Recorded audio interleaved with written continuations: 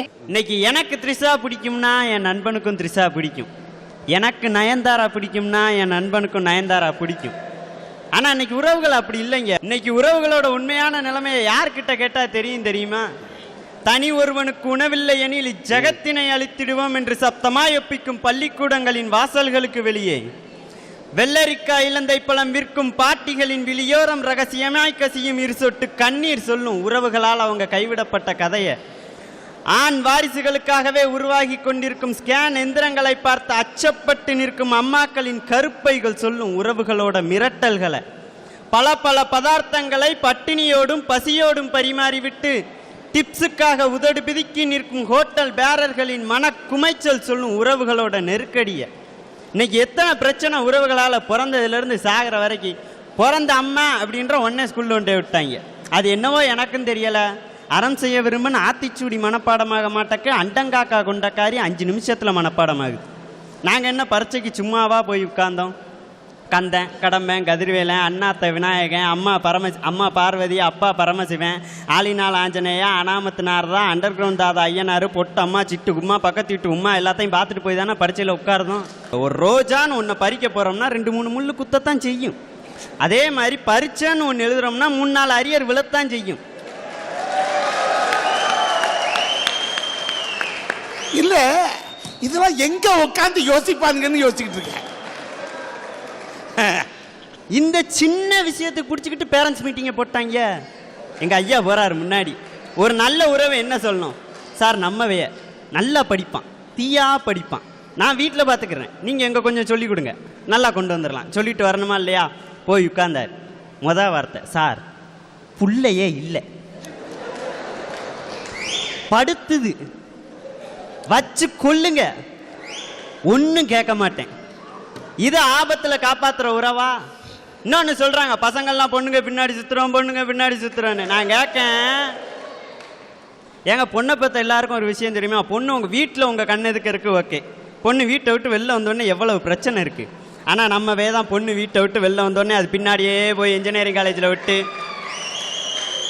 College முடிஞ்சோடனே இவன் college விட்டோடனே correct டயத்துக்கு அந்த பொண்ணு காலேஜ் வாசல் போய் மறுபடியும் அதை கூட்டு கொண்டு போய் வீட்டில் விட்டு, இதெல்லாம் கேட்டால் ஈவ்டீசிங்காங்க. எவ்வளவு பொறுப்பான வேலை. காசே வாங்காம சேவை செய்யறா. பெத்தவங்க எல்லாம் தேடி பூமாலை பொண்ணுறா ஆசா. இதெல்லாம் கேட்டால் ஈவ்டீசிங்காங்க. ஏங்க நான் கேட்கேன், 6 பட வீடு வச்சிருக்க முருகப்பெருமானை எவ்வளவு அழகா வள்ளியை டாவடிச்சு கல்யாணம் பண்ணிக்கிட்டாரு. பெருமாள் செஞ்சா பெருமைங்காங்க, சிவன் செஞ்சா திருவிளையாடல்காங்க, பகவான் பண்ணா இதிகாசம் படிக்கிறாங்க பசங்க, நாங்க பண்ணா ஈவ்டீசிங் நடிக்கீங்க. என்னங்க ஏங்க இது? ஏன் பசங்களை பத்தி இது மட்டும்தான் உங்க கண்ணுக்கு தெரியுதா?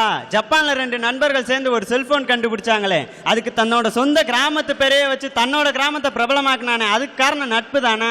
நம்பிக்கையை கொடுக்குறாங்க நண்பன். ஒண்ணுமில்ல, சைக்கிள் ஓட்ட பழகும் போது உறவுகளை கூப்பிட்டா சைக்கிள் சொல்லித்தாங்க அப்படின்னு விட்டா உசுருக்கு பயந்து ஓடத்தானே செய்யுது.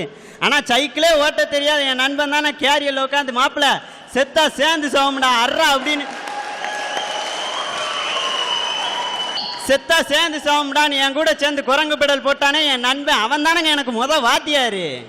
என்னை உரிமையாய் கொண்டாடும் என் உறவுகளை விட, என்னை உரிமையாய் கொண்டாடும் என் உறவுகளை விட என் உறவை கொண்டாடும் என் நட்பு தாங்க எனக்கு பெருசு.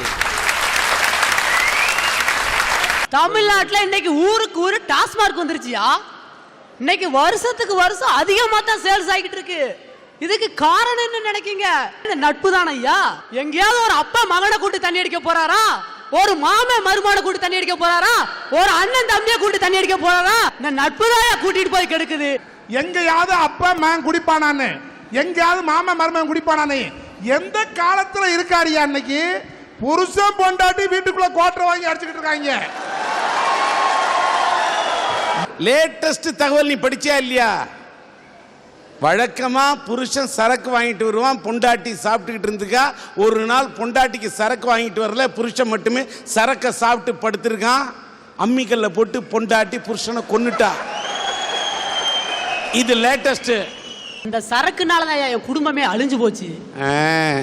எங்க அப்பா குடிச்சு குடிச்சு தான் வாழ்க்கையை அழிச்சுக்கிட்டாருயா.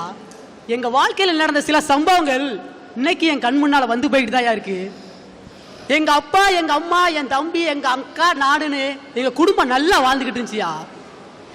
எங்க அப்பாவும் எங்க அம்மாவும் காட்டு வேலைக்கு போகக்கூடிய கூலி தொழிலாளியாங்க. ஆனா ஒரு நாள் கூட வீட்டுல இருக்க மாட்டாங்க, டெய்லி வேலைக்கு போயிருவாங்க. எங்க அப்பா கிட்ட நாங்க கேட்டதும் கேட்காது எங்க அப்பா வாங்கி கொடுத்தாரு.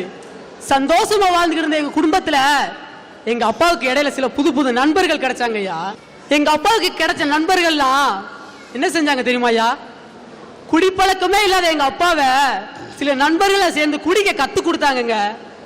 ஒழுங்கா வேலைக்கு போய்கிட்டு இருந்த அந்த மனுஷன் குடியே தான் வேலையாக்கிக்கிட்டு ஒவ்வொரு நாளும் குடிச்சு குடிச்சு தான் வாழ்க்கையை அழிச்சாருங்க. குடிக்க காசு இல்லைன்னு அங்க இங்கேயும் கடை வாங்கி குடிச்சாரு. நான் 6வது படிச்சுக்கிட்டு இருக்கிறேன், எங்க அக்கா 10வது படிச்சுட்டு இருக்கா. என் தம்பி கை குழந்தையா இருந்தாங்க. குடிச்சு குடிச்சு தான் குடல் வெந்து கிட்னி ஃபெயிலியர் ஆகி ஹாஸ்பிட்டல் இருந்தாருங்க. எங்க கையில வச்சிருந்த கொஞ்ச நஞ்ச காசையெல்லாம் போட்டு எங்க அப்பாவை காப்பாத்திரலாம்னு நினைச்சோம். நான் முடியலையா. வெளியில கடை வாங்கியாவது எங்க அப்பாவை காப்பாத்திரலாம்னு நினைச்சோம், முடியலையா. கடைசி தான் இருக்க வீட்டை அடமாட வச்சையா. அதுல இருக்கக்கூடிய காசை வச்சா எங்க அப்பா காப்பாத்திரலாம்னு நினைச்சோம். அந்த காசு எங்களால முடியல. கடைசியில எங்க அப்பா எங்களை விட்டுட்டு போயிட்டாரியா. காரணம் இந்த குடி. எங்க அப்பாவுக்கு மட்டும் ஒரு நல்ல நண்பர்கள் கிடைச்சிருந்தாங்கன்னா எங்க அப்பா எங்க 3 பிள்ளைகளை அனாதை விட்டுட்டு போயிருக்க மாட்டாரியா. எங்க அம்மா ஒரு நிற்கும் தான் வாழ்க்கை இப்படி ஆயிடுச்சு, 3 பிள்ளைகளை நம்ம எப்படி கஷ்டப்பட்டு வளர்க்கணும்னு அழுது புலம்பிக்கிட்டு இருந்துச்சு. ஆனா மறுதிக்கும் நானும் என் தம்பி எங்க அக்காவும் பசி கொடுமையை தாங்க முடியாம கதறி அழுதுகிட்டு இருந்தையா. கதறி அழுதுகிட்டு இருந்தான். அன்னைக்கு எங்க அப்பாவுக்கு எத்தனையோ நண்பர்கள் இருந்தாங்க, ஆனா ஒரு நண்பர் கூட உதவ வரலங்க. அங்க ஒரு உறவு மட்டும்தான் எங்களுக்கு உறுதுணையா வந்து நினைச்சு. எங்க பெரியம்மா எங்க வீட்டுக்கு வந்தாங்க. நாங்க அழுகிற பசி கொடுமையால் அழுகிறத பார்த்து என் தம்பியை இடுப்புல தூக்கி வச்சுக்கிட்டு என்ன பக்கத்தை கூட்டு வச்சுட்டு சொன்னாங்க, ஐயா நீங்க எதுக்குடா அழுகுறீங்க, நீங்க எதுக்கு அழுகுறீங்க? இந்த பெரியம்மா நான் உசுரோட தானே இருக்கேன், நான் இன்னும் சாகல் இல்ல, நான் உயிரோட இருக்கிற வரைக்கும் ஒரு 6 வயசு கஞ்சியாவது என்னால உங்களுக்கு ஊத்த முடியும்டான்னு சொல்லி சொன்னது. அந்த இடத்துல ஒரு உறவு தானே தவிர எந்த ஒரு நட்பு வரலையா. நாங்க கஷ்டப்படக்கூடாதுன்னு எங்க பெரியம்மா தனக்கு ரேஷன் கடையில கிடைக்கக்கூடிய அரிசி பருப்பு என்னன்னு சொல்லி ஒவ்வொரு பொருளையும் மாசம் மாசம் எங்க வீடு தேடி வந்து கொடுத்துட்டு போச்சுங்க. நாங்க கஷ்டப்படக்கூடாது. எங்க பெரியம்மா ஒண்ணு வசதியானவங்க கிடையாது, அவங்களும் தீக்குடி தொழிற்சாலையில் வேலாக்கக்கூடிய சாதாரண ஒரு தொழிலாளி தாங்க. ஆனாலும் நாங்க கஷ்டப்படக்கூடாது நினைச்சாங்க பத்திலா. அப்படி உறவு கொண்டு வந்து கொடுத்து அதை வாங்கி சாப்பிட்டு வளர்ந்த உடம்புங்க இது. அன்னைக்கு ஒரு நட்பு எங்க கூடிய கெடுத்துச்சு, இன்னைக்கு இந்த உறவு எங்களை வாழ வச்சுக்கிட்டு இருக்கியா. அதனாலதான் சொல்றேன், எந்த ஒரு காலத்திலும் உதவி செய்ய முடியும்னா அது உறவினர்கள் மட்டும்தான் முடியும்.